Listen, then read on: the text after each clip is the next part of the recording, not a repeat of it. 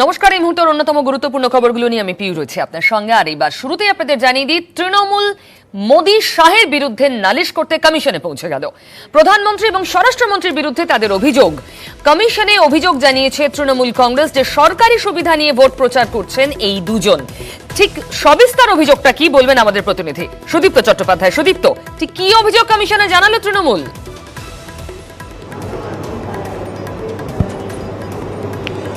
তৃণমূল কমিশনে সিওর কাছে দপ্তরে চিঠি দিয়ে যে অভিযোগটা জানিয়েছে সেটা অবশ্যই গুরুত্বপূর্ণ। তার কারণ হচ্ছে প্রধানমন্ত্রী থেকে কেন্দ্রীয় স্বরাষ্ট্রমন্ত্রী, এমনকি আরও অন্যান্য ক্যাবিনেট র্যাঙ্কের ইউনিয়ন মিনিস্টার এবং ভিন রাজ্যের মুখ্যমন্ত্রীরা তারা বিভিন্ন সরকারি সুযোগ সুবিধা নিয়ে নির্বাচনী প্রচারে আসছেন। কখনো সরকারি হেলিকপ্টার বা সরকারি গাড়ি এবং তার সাথে অবশ্যই বুকে নির্বাচনী প্রতীক লাগিয়ে এই সব কিছু, এটা সম্পূর্ণ নির্বাচনী বিধির লঙ্ঘন হচ্ছে এবং এটা দেখার দায়িত্ব অবশ্যই নির্বাচন কমিশনের এবং সিইও দপ্তরের, রাজ্য সিইও দপ্তরের, যেহেতু রাজ্যে তারা নির্বাচনী প্রচারে আসছে। সে কথা মনে করিয়ে দিয়ে তৃণমূল ইতিমধ্যেই চিঠি পাঠিয়েছে সিইও দপ্তরের মাধ্যমে নির্বাচন কমিশনে এবং যথোপযুক্ত যাতে ব্যবস্থা নেওয়া যায় সেই বিষয়ে তারা দাবি জানিয়েছে, আর্জি জানিয়েছে। কারণ এই মুহূর্তে গোটা রাজ্য প্রশাসন, গোটা রাজ্যের সিস্টেমটাই এখন নির্বাচন কমিশনের আন্ডারে।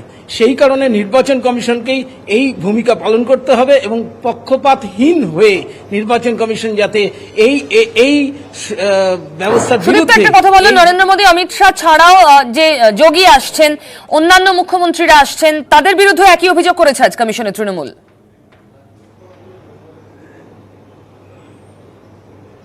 একই অভিযোগ যোগী আদিত্যনাথ বা নিত্যানন্দ রায় যারাই আসছেন, গজেন্দ্র সিং শেখাওয়াত, সবার বিরুদ্ধে একই অভিযোগ। সরকারি পদে রয়েছেন কিন্তু তারা দলীয় প্রচারে আসছেন সরকারি সুবিধা ভোগ করে। মূল এই অভিযোগটাই কমিশনের কাছে আজ জানিয়েছে তৃণমূল। সুদীপ্তর সঙ্গে থাকো। আরো অভিযোগ রয়েছে তৃণমূল কংগ্রেসের। কি অভিযোগ? এবার তৃণমূল প্রার্থীদের হেনস্থা করার অভিযোগ কমিশনের কাছে জানালো তৃণমূল কংগ্রেস। এবং হেনস্থা কিভাবে করছে বিজেপি? এজেন্সি ব্যবহার করে, ইডি সিবিআই ব্যবহার করে। ইডি সিবিআই ব্যবহার করে হেনস্থার অভিযোগ আগেও বহুবার বিভিন্ন সভা থেকেও বলেছেন নেতারা, কিন্তু এবার লিখিত আকারে কমিশনের কাছে সেই অভিযোগ জানালো তৃণমূল। আরো বলবে সবিস্তারে রাজীব চক্রবর্তী, আমাদের প্রতিনিধি। রাজীব, তুমি দেখো, ইডি, সিবিআই, এনআইএ এবং আয়কর দপ্তর, যেগুলো কেন্দ্রীয় সরকারের অধীন, সেই কেন্দ্রীয় সংস্থাগুলো, তদন্তকারী সংস্থাগুলোকে ব্যবহার করে তৃণমূল কংগ্রেসের প্রার্থী, নেতা এবং যারা মুখপাত্র আছেন তাদের হেনস্থা করা হচ্ছে, এরকম একটা অভিযোগ ডেরেক ওব্রায়েন করেছেন চিফ ইলেকটোরাল অফিসারকে, তার মাধ্যমে কেন্দ্রীয় নির্বাচন কমিশনে। তাদের অভিযোগ যে তৃণমূল কংগ্রেসেরই কেন যে সমস্ত মামলা, যে সমস্ত অভিযোগ 5 বছর করে নড়াচড়া করেনি, সেই সমস্ত মামলায় এখন ভোটের মুখে এসে সমন পাঠানো হচ্ছে, নোটিশ পাঠানো হচ্ছে। এবং তারা বলেছে যে বিজেপির এই যে সমস্ত নেতারা আছেন, অনেক নেতা আছেন যারা এই মামলাগুলোতে সমানভাবে অভিযুক্ত, তাদের কিন্তু এই ধরনের কোনো সমন পাঠাচ্ছে না কেন্দ্রীয় সংস্থাগুলো। অতএব কেন্দ্রীয় সংস্থা যে একটা পক্ষপাতমূলক আচরণ করছে, এই বিষয়টা নির্বাচন কমিশন খতিয়ে দেখুক। রাজীব, ধন্যবাদ। অত্যন্ত গুরুত্বপূর্ণ। এতদিন মৌখিকভাবে যে অভিযোগ বারবার করে এসেছেন তৃণমূলের নেতারা, একদম প্রথম সারির থেকে শুরু করে সব স্তরের নেতারা, এবার লিখিত আকারে ইলেকশন কমিশনের কাছে সেই অভিযোগ জানিয়ে দিল তৃণমূল। ডেরেক ওব্রায়েন চিঠি দিয়েছেন ইলেকশন কমিশনকে, যেখানে ইডি এবং সিবিআই কে ব্যবহার করা হচ্ছে তৃণমূলকে হেনস্থা করার জন্য, তাদের নেতাদের হেনস্থা করার জন্য। বিশেষ করে তৃণমূলের প্রথম সারির সেই সব নেতারা যারা মুখপাত্রের কাজ করছেন, যারা এই নির্বাচনে গুরুত্বপূর্ণ ভূমিকা পালন করছেন, যারা মুখ হয়ে উঠছেন, তাদের হেনস্থা করা হচ্ছে, এরকমই অভিযোগ তৃণমূল কংগ্রেসের। এবং একই সঙ্গে তারা প্রশ্ন তুলেছেন যে কি করে এটা করা হচ্ছে। শ্রমিক ভট্টাচার্য, বিজেপি নেতা, এই মুহূর্তে আমার সঙ্গে রয়েছেন।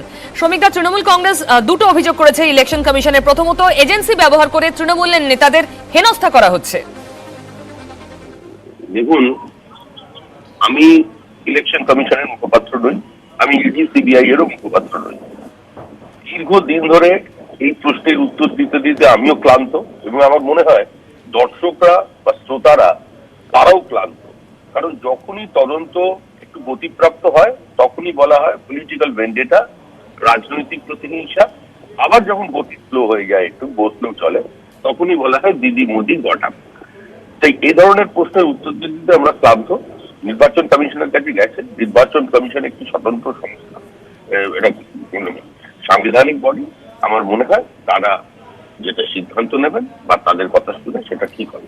শ্রমিক দা, আরো একটি অভিযোগ তৃণমূল আজ করেছে, মোদী, শাহ সহ অন্যান্য যোগী ইত্যাদি যে আপনাদের তাবর নেতারা আসছেন, তারা সরকারি পয়সায় আসছেন, সরকারি সুবিধা নিয়ে আসছেন রাজনৈতিক প্রচারের জন্য। এটা নির্বাচনী বিধি লঙ্ঘন হচ্ছে। সেটা নির্বাচন কমিশনকে যখন বলেছেন, আমরা তো আমাদের জিজ্ঞাসা করলে আমরা তো বলবো যে আমরা নিয়ম মেনেই এসেছি, কিন্তু যখন নির্বাচন কমিশনকে বলেছেন তখন নির্বাচন কমিশন বিষয়টি দেখুন। নির্বাচন কমিশনের সিদ্ধান্ত নিচ্ছে স্বতন্ত্র সংস্থা, তাদের অধিকার আছে নির্বাচন কমিশনের কাছে অভিযোগ জানানোর। আমাদেরও আছে, তৃণমূল কংগ্রেসের আছে, সাধারণ নাগরিকেরও আছে। তারা তাদের মতামত বা তাদের যদি কোনো অভিযোগ থাকে সেটা নির্বাচন কমিশনকে জানানো। এক্ষেত্রে তারা জানিয়েছেন এবং নির্বাচন কমিশন ইন্টারভেন করে দেখুন কোনটা সত্য কোনটা মিথ্যা। এটা তো আমাদের কিছু করার, এখানে তো আমাদের মন্তব্য করাই উচিত নয়। কোনো তৃণমূল বহু ধরনের অভিযোগ করে চলছেন। ওই যে উত্তরপ্রদেশে পুলিশ আসছে, দখল করতে আসছে, কিন্তু যখন তারা একদম সরাসরি গিয়ে বক্তৃতা নয় এই অভিযোগ দায়ের করছেন, তখন নির্বাচন commission they are competent enough to take the decision. এটা তাদের বিষয়, আমাদের নয়। শ্রমিকদা ধন্যবাদ। বিজেপি নেতা এক কথায় বলছেন, বারবার একই ধরনের অভিযোগ করেছেন এবং এই অভিযোগ সারবত্তাহীন, মূলত এটাই তিনি বলতে চাইলেন। এজেন্সি তার মতো কাজ করছে, তার সঙ্গে রাজনীতির যোগ খোঁজার বৃথা চেষ্টা করছে তৃণমূল কংগ্রেস, মত শ্রমিক ভট্টাচার্যের। আরো একবার আপনাদের জানিয়ে দিই, সরকারি সুবিধা নিয়ে ভোট প্রচারের অভিযোগ করছে তৃণমূল কংগ্রেস এবং সেখানে নরেন্দ্র মোদী, অমিত শাহ সহ বিজেপির যে সমস্ত মুখ্যমন্ত্রীরা, বিভিন্ন রাজ্যের মুখ্যমন্ত্রীরা আসছেন এই রাজ্যে ভোট প্রচারের জন্য, বা অন্যান্য পদাধিকারী, সরকারি পদাধিকারীরা আসছেন, তাদের বিরুদ্ধে একই ধরনের অভিযোগ করছে তৃণমূল কংগ্রেস। একই সঙ্গে এজেন্সির ব্যবহার করা হচ্ছে, যে অভিযোগ বারবার লাগাতার করে এসেছে তৃণমূল কংগ্রেস। আজ লিখিতভাবে ইলেকশন কমিশনের কাছে সেই অভিযোগ রাখলেন ডেরেক ওব্রায়ান, সেই অভিযোগ রাখলেন তৃণমূলের প্রতিনিধিরা, যে তাদের মুখপাত্র যারা, তাদের গুরুত্বপূর্ণ নেতা যারা, বেছে বেছে তৃণমূলের নেতাদের হেনস্থা করা হচ্ছে এজেন্সি ব্যবহার করে, ইডি, সিবিআই ব্যবহার করে।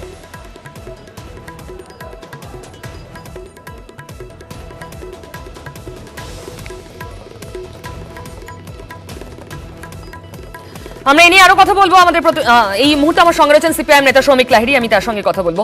শ্রমিক দা, ইলেকশন কমিশনের কাছে দুটো নালিশ করেছে আজ তৃণমূল কংগ্রেস। প্রথমত, এজেন্সি ব্যবহার করা হচ্ছে বেছে বেছে তৃণমূলের নেতাদের হেনস্থা করার জন্য, এক, এবং দ্বিতীয় অভিযোগ করেছেন যে সরকারি সুবিধা ব্যবহার করে এ রাজ্যের রাজনৈতিক প্রচারে আসছেন মোদী, শাহ সহ তাবর বিজেপি নেতারা। কি বলবেন? যখনই নির্বাচন আসে তখন তৃণমূল আর বিজেপির মধ্যেই চোর পুলিশ খেলা চলে। 2014 সালে প্রধানমন্ত্রী বলেছিলেন যত লোক চিটফান্ডের কাণ্ডের সঙ্গে যুক্ত তাদের জেলে ঢোকাবেন, তার বদলে নিজেদের দলে ঢুকিয়েছেন। ফলে আমরা 2019-এও দেখেছি এরকম 2-3 জনের বাড়িতে যাচ্ছে, আবার ভোট চলে যাচ্ছে, সব শেষ। এটা বোঝাপড়ার মধ্যে দিয়ে হচ্ছে। আবার একইভাবে পুলিশকে ব্যবহার করছে তৃণমূল, এখানে বিরোধী সমস্ত কর্মীদের ডেকে পাঠাচ্ছে 107 ধারায় ভাবে, এবং কেন্দ্রীয় সরকারি বাংলো এগুলো কিভাবে ব্যবহার করছে। তো আমরাও বলেছিলাম ইলেকশন কমিশনকে, কি করে কেন্দ্রীয় সরকারি বাংলোগুলো ব্যবহার করছে বিজেপির নেতারা এই রাজ্যে এসে। শ্রমিকদা, অনেক ধন্যবাদ আমাদের সঙ্গে কথা বলার জন্য। রাজনৈতিক চর্চা শুরু হয়ে গিয়েছে, নালিশ করছে তৃণমূল কংগ্রেস, যদিও বিজেপি তা ফুৎকারে উড়িয়ে দিচ্ছে, কিন্তু সরকারি সুবিধা ভোগ করে রাজনৈতিক প্রচারে আসছেন মোদী, শাহ সহ অন্যান্য নেতারা, এই অভিযোগ সিপিএম এরও। মন্তব্য শ্রমিক লাহিড়ীর। অধীর চৌধুরী আছেন আমাদের সঙ্গে, কংগ্রেস নেতা, আমি তার মতামত জানতে চাইবো। অধীরবাবু, আজ ইলেকশন কমিশনের কাছে দুটো অভিযোগ করেছে তৃণমূল কংগ্রেস। প্রথমত, মোদী, শাহ সহ অন্যান্য যোগী, অন্যান্য যে মুখ্যমন্ত্রীরা আসছেন এই রাজ্যে প্রচারের জন্য, তারা সরকারি সুবিধা নিয়ে এখানে রাজনৈতিক প্রচারে আসছেন, 1 নম্বর অভিযোগ। 2 নম্বর অভিযোগ, বেছে বেছে তৃণমূল নেতাদের ইডি এবং সিবিআই বা বিভিন্ন এজেন্সি দিয়ে হেনস্থা করা হচ্ছে। কি বলবেন? সরকারি সাহায্য নিয়ে প্রচার, এটা তো মমতা ব্যানার্জি প্রতিদিনই করছে, আমরা দেখতে পাচ্ছি। আর এখনো পর্যন্ত যে সমস্ত পৌরসভাগুলোতে ভোট হয়নি সেখানে তৃণমূল তার পার্টির নেতাদের অ্যাডমিনিস্ট্রেটর বানিয়েছে। পলিটিক্যাল লিডার তো অ্যাডমিনিস্ট্রেটর হতে পারে না, ডিএম হয়, এসডিও হয়। পলিটিক্যাল লিডার তো আর ডিএম এসডিও হয় না, কিন্তু বাংলার মুখ্যমন্ত্রী পলিটিক্যাল লিডারদের প্রশাসক বানিয়ে এই বাংলায় রাজনৈতিক স্বার্থ চরিতার্থ করতে তিনি সবকিছু করেছেন। তার বিরুদ্ধে আমরা ইলেকশন কমিশনকে প্রতিদিন চিঠি লিখছি। এরপরে আসছে আপনার দ্বিতীয় প্রশ্ন, ইডি বা এরা এত সক্রিয় হলো কেন? নিশ্চয়ই ইডির কোনো অভিসন্ধি আছে, আমি হয়তো অস্বীকার করি না, কিন্তু কেসটাও তো আছে। আপনি যদি তা বলেন তাহলে এই পশ্চিমবঙ্গে বিভিন্ন জেলাতে যেখানে কংগ্রেসের কর্মীদেরকে মিথ্যা কেসে অভিযুক্ত করে তাদেরকে ফাঁসানো হয়েছিল, তাদেরকে কিন্তু থানা ডেকে পাঠিয়ে একই রকমভাবে হাজিরা নেওয়া করাচ্ছে। পশ্চিমবঙ্গের জেলগুলোতে হাজার হাজার বিরোধী পক্ষের কর্মীরা মাদক পাচার কেসের অভিযুক্ত হয়ে জেল খাটছে। তো ব্যাপারটা আমি এইটাই বলি যে বিজেপি আর তৃণমূলের রাজনীতি দিয়ে এক, তাদের মধ্যে ফারাক কিছুই নেই। একটা যদি সিকি হয়, সেই সিকির দুটো পিঠ, একটা আধুলির দুটো পিঠের নাম তৃণমূল আর বিজেপি। তাই আমি বলি একই বৃন্তে দুটি ফুল, বিজেপি আর তৃণমূল। সেই তৃণমূল বিজেপিকে কি জ্ঞান দেবে আর বিজেপি আর তৃণমূলকে কি জ্ঞান দেবে, কারণ উভয়ে তারা একই দোষে দোষ। ইলেকশন কমিশন নিরপেক্ষ হোক, এটাই আমাদের দাবি। অধীরবাবু অনেক ধন্যবাদ। আমাদের সঙ্গে কথা বলছিলেন অধীর চৌধুরী, প্রদেশ কংগ্রেসের সভাপতি, কংগ্রেসের সাংসদ তিনি।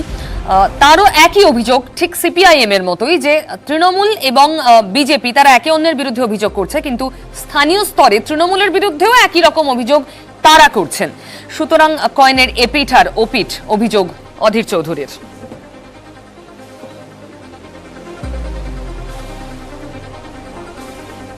আজ আবার রাজ্য নরেন্দ্র মোদী, এবং আজ তার কাঁথির সভা থেকে খুব তীক্ষ্ণ ভাষায় বহিরাগত যে অভিযোগ তৃণমূল কংগ্রেস লাগাতার করে এসেছে, মমতা বন্দ্যোপাধ্যায় লাগাতার করে এসেছেন, তার উত্তর দিয়েছেন, যেখানে তিনি রবীন্দ্রনাথ প্রসঙ্গ এবং একই সঙ্গে জাতীয় সঙ্গীত প্রসঙ্গ টেনে এনে তার মোকাবিলা করেছেন। পাল্টা বিষ্ণুপুর থেকে তার উত্তর দেওয়ার চেষ্টা করেছেন মমতা বন্দ্যোপাধ্যায়ও। শুনুন।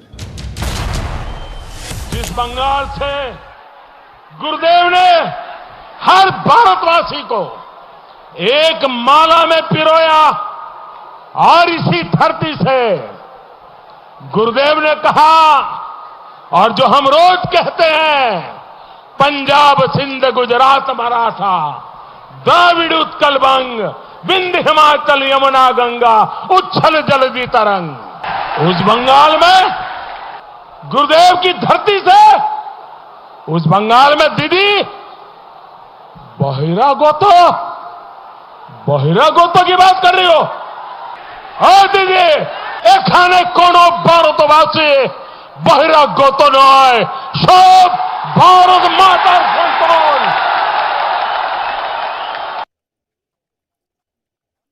বহিরাগত গুন্ডা কারা?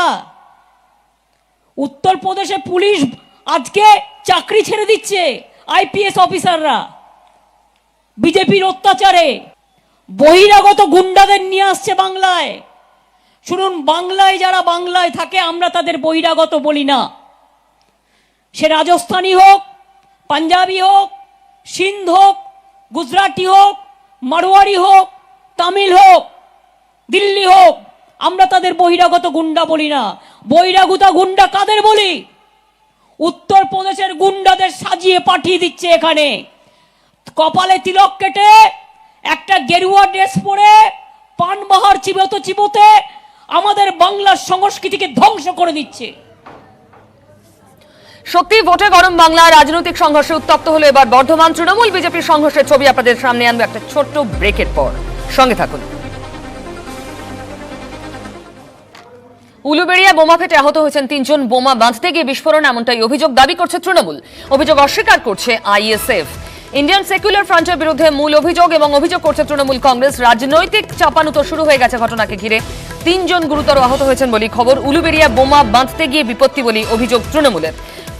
সন্টু মালিক আমাদের প্রতিনিধি আরো জানাতে পারবে। সন্টু, যেটা ঘটনা উলুবেড়িয়ার থানার মহুবেছিয়া গ্রাম, সেখানে অভিযোগ তৃণমূলের গতকাল রাতে 3 আইএসএফ কর্মী সেই মহুবিরা পশ্চিমপাড়া গ্রামে বোমা বাঁধছিল, সেই সময় কোনো মতে বোমা বিস্ফোরণ হয়ে যায় এবং সেখানে ঘটনার 3 জন আহত হয়েছে বলে জানা যাচ্ছে। তৃণমূলের অভিযোগ, আইএসএফ কর্মীরা এলাকায় অশান্তি ছড়ানোর জন্যই ভোটের আগে থেকে বোমা বাঁধছিল, এমনটাই তৃণমূলের অভিযোগ। যদিও সমস্ত অভিযোগ অস্বীকার করেছে সংযুক্ত মোর্চা। সেখানে জানানো হয়েছে এই বোমার সঙ্গে বানার সঙ্গে তৃণমূল বা সংযুক্ত মোর্চার কোনো যোগাযোগ নেই, এটা তৃণমূলের গোষ্ঠীদ্বন্দ্বের জেরেই ঘটনা।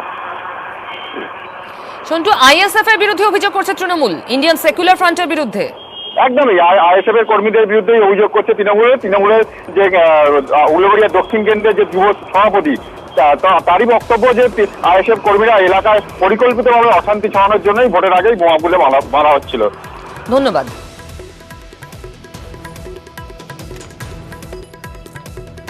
ঠিক বিরতির আগে যে কথা আপনাদের সঙ্গে বলছিলাম, বর্ধমানে উত্তেজনা তৈরি হয়েছে রাজনৈতিক সংঘর্ষকে ঘিরে। সংঘর্ষ তৃণমূল আর বিজেপির মধ্যে। ভোটের ঠিক মুখেই পালিতপুরে তৃণমূল বিজেপির সংঘর্ষ, যেখানে জখম হয়েছেন 10 জন তৃণমূল কর্মী। জখমদের মধ্যে 2 জনের অবস্থা আশঙ্কাজনক বলে জানা যাচ্ছে। 2 জন বর্ধমান মেডিকেল কলেজে ভর্তি। এলাকায় র্যাফ কেন্দ্রীয় বাহিনীর টহল। সংঘর্ষের ঘটনায় এখনো অবধি 11 জনকে গ্রেফতার করা গেছে। শরদিন্দু ঘোষ আমাদের প্রতিনিধি আরো জানান। শরদিন্দু, যখন পুরোটাই ইলেকশন কমিশনের তত্ত্বাবধানে চলছে, তখন ভোটের মুখে সংঘর্ষ আটকানো যাচ্ছে না কেন? স্থানীয় পুলিশের কি বক্তব্য?